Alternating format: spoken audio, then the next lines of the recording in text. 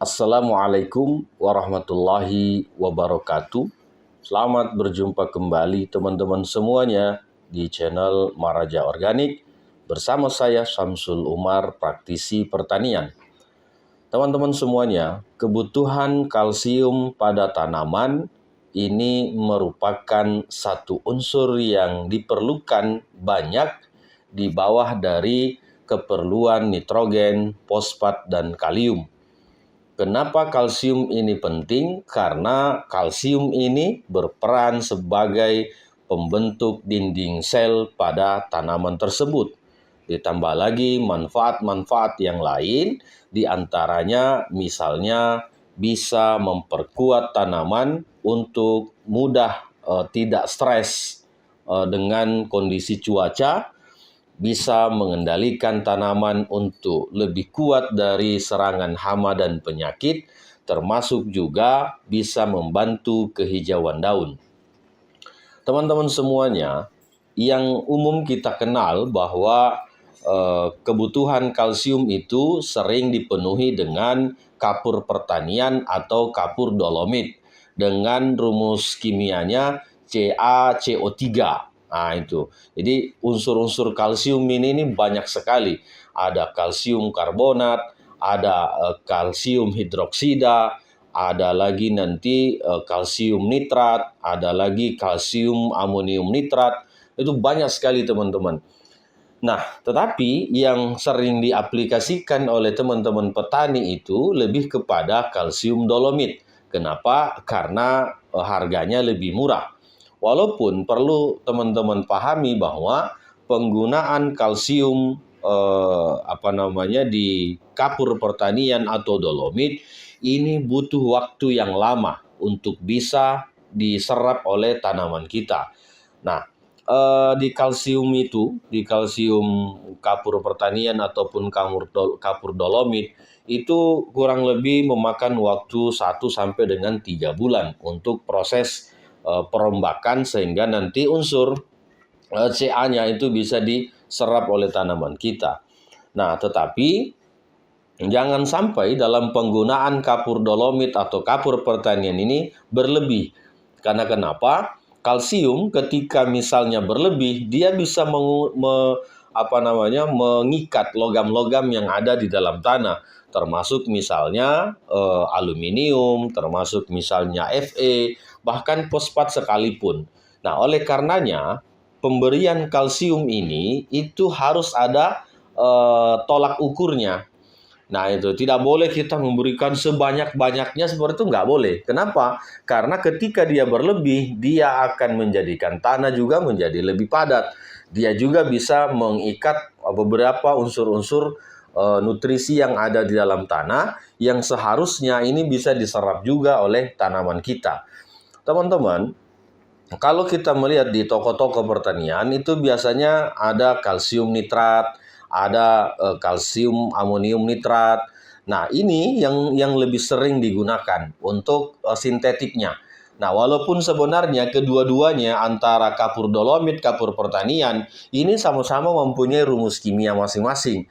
Nah, artinya apa? Penggolongan antara kimia dengan organik ini itu ditentukan oleh para akademisi. Jadi akademisi lah yang memberikan ini kimia, ini organik, itu seperti itu. Nah, contoh misalnya di sumber-sumber yang kita kategorikan kalsium organik, misalnya dari tulang ikan. Jadi tepung tulang atau tepung tulang ikan, tepung tulang sapi atau jenis tepung tulang yang lain, ini agak susah kita mau mengkategorikan dia organik ataukah dia sebagai anorganik, karena masing-masing nanti itu ada rumus kimianya. Seperti misalnya juga tepung dari cangkang telur atau cangkang kerang. Nah, itu masing-masing juga kalsium yang mempunyai kandungan kalsium tinggi. Tetapi ketika dia misalnya diinginkan untuk lebih cepat terlarut, maka dia diberikan unsur asam kuat. Nah, itu jadi bisa cepat keluar unsur-unsur yang dibutuhkan. Tapi apakah dia nanti akan digolongkan menjadi kimia atau organik? Nah, itu kan yang menentukan akademisi. Yang paling penting adalah teman-teman, bahwa kebutuhan kalsium ini itu bisa dipenuhi dari macam-macam. Bisa tadi dari tulang ikan atau tulang tulang tepung tulang tuh, ini macam-macam tuh, ada tuh biasa kita lihat di tepung tulang sapi, kerbau ataupun jenis-jenis yang lain. Atau misalnya cangkang telur, atau misalnya cangkang kerang, atau misalnya dari tepung ikan. Nah, ini memiliki unsur-unsur kalsium yang tinggi.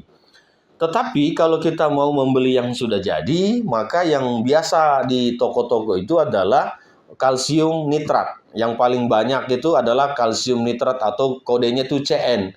Nah, itu jadi kalsium nitrat. Nah, ada juga kalsium amonium nitrat. Nah, itu jadi 3. Ada kalsiumnya, ada amoniumnya, ada nitratnya.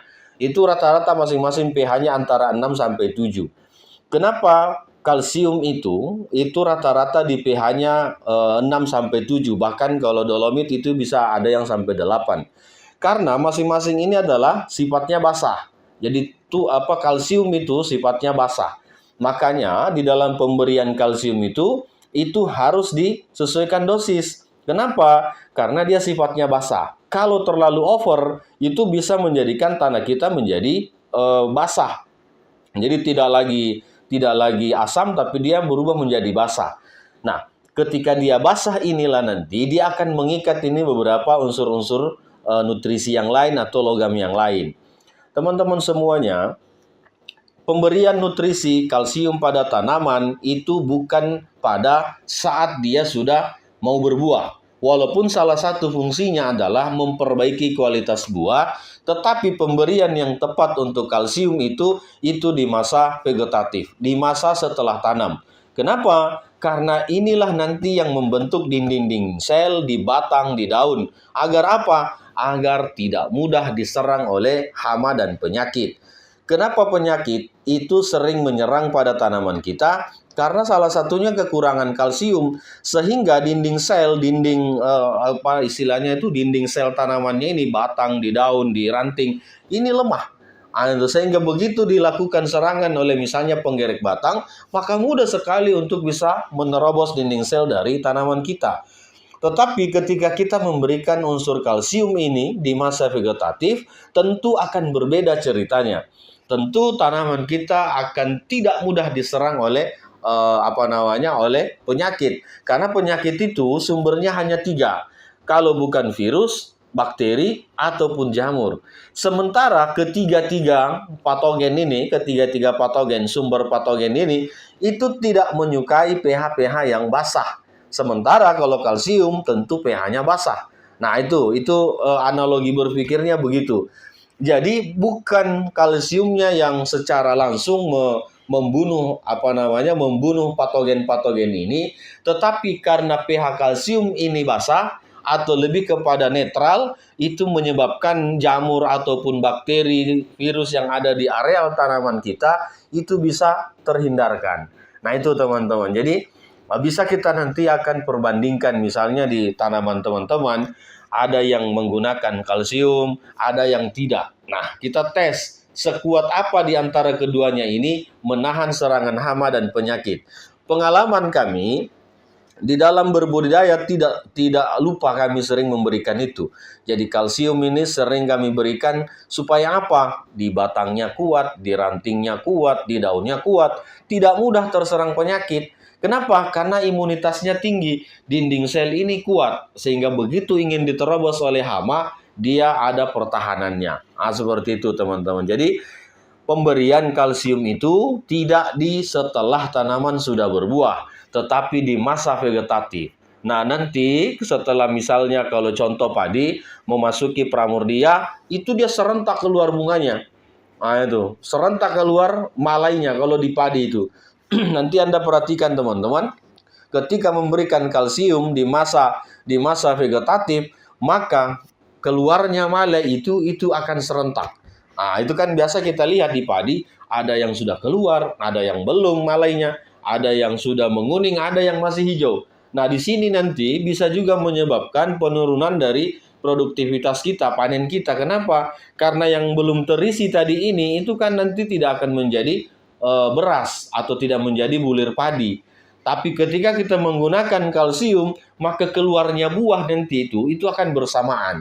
Sehingga produktivitas tanaman kita, begitu juga kualitasnya dapat kita jamin seperti itu.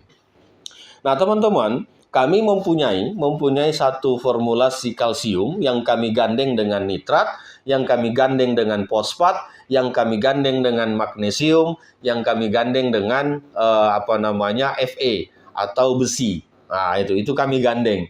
Kenapa ini kami gandeng? Karena apa? Karena sesungguhnya ketika kita hanya memberikan kalsium saja, sementara nanti di dalam tanah kita kandungan dari misalnya nitratnya kurang, fosfatnya kurang, kaliumnya kurang, tentu nanti kalsium ini akan monoton sehingga menyebabkan tidak terserap oleh sekitaran tanaman kita atau nutrisi yang ada di sekitaran akar tanaman kita. Nah, olehnya yang lebih efektif itu adalah menggandeng. Kalau di dolomit itu kan hanya 2, kalsium dengan magnesium. Nah, kalau di formulasi kalsium kami, ya tentu memang agak sedikit mahal karena kami mengcombine. Jadi memajemukkan dari kandungannya. Kalsiumnya ada, fosfatnya ada, nitratnya ada, terus magnesiumnya ada, Fe-nya juga ada. Nah, ini ada 5-6 macam kalau tidak salah. Nah, itulah yang kami formulasikan agar apa? Begitu tanaman kita ini disemprotkan atau dikocorkan, dia langsung bereaksi beberapa nutrisi. Yang terpenting lagi, kalsium itu kalau mau cepat reaksinya harus larut 100%. Jadi kalau ada yang menawarkan misalnya kalsium itu tidak larut 100%, maka teman-teman harus berpikir ulang. Kenapa? Karena kalau misalnya belum terlarut, ini masih butuh proses untuk bisa dipergunakan oleh tanaman kita. Seperti misalnya dolomit. Dolomit tidak terlarut 100%. Nah, tetapi harganya lebih murah. Itu membutuhkan waktu 1-3 bulan untuk bisa terurai secara sempurna. Nah, berbeda kalau yang sudah larut 100%, itu sudah bisa langsung langsung diserap oleh tanaman kita. Nah, itu teman-teman. Jadi saya ulangi bahwa kebutuhan kalsium itu bisa dipenuhi dengan organik, dengan beberapa sumbernya, misalnya cangkang telur, cangkang kerang, cangkang tulang, atau bukan cangkang ya kalau tulangnya, tepung tulang. Nah, ini semua ini sumber-sumber organik yang kandungan kalsiumnya tinggi. Tapi kalau yang anorganik, itu banyak. Misalnya mau kalsium nitrat atau kalsium amonium nitrat, itu banyak. Silakan dipilih. Yang jelas bahwa saat memberikan kalsium pada tanaman, khususnya hortikultura dan tanaman pangan, berikanlah di masa vegetatif. Agar apa? Agar pertumbuhan tanaman kita bisa lebih maksimal, disebabkan oleh pembentukan jaringan dinding sel ini itu semakin kuat, yang bisa nanti menyebabkan tanaman kita sempurna di masa vegetatifnya. Begitu teman-teman ulasan kita hari ini. Semoga ini bisa memberikan pencerahan dan bisa diterapkan di tanah dan tanaman kita. Assalamualaikum warahmatullahi wabarakatuh.